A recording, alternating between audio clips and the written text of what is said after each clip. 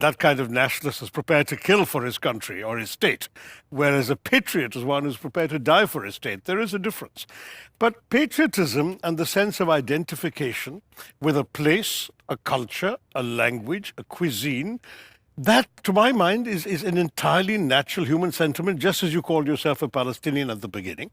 To my mind, that kind of patriotism is sort of like loving your mother, not because she's the wealthiest or the most attractive or the most brilliant or whatever, but because she's your mother. She's yours, you belong to her, she belongs to you.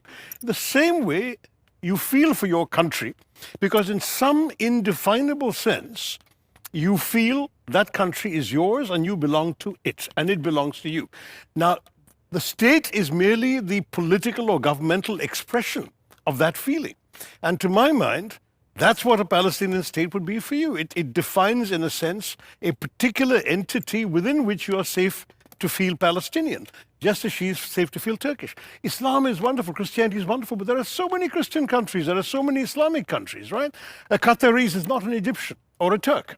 And yet they're all Islamic. They're all members of the Organization of the Islamic Conference. And that's where the civilization state idea falters too, David. I know you've written about this, but if Islam is a civilization, then what about these 50-odd states of the Islamic Conference? If Christianity is a civilization, how many Christian member states of the United Nations are there? Ultimately, surely the nation state has a logic of its own that, in a sense, transcends religion. And indeed, in many ways, it's an improvement. You talked about the sovereign while the sovereign in the old days was the king. It was one individual.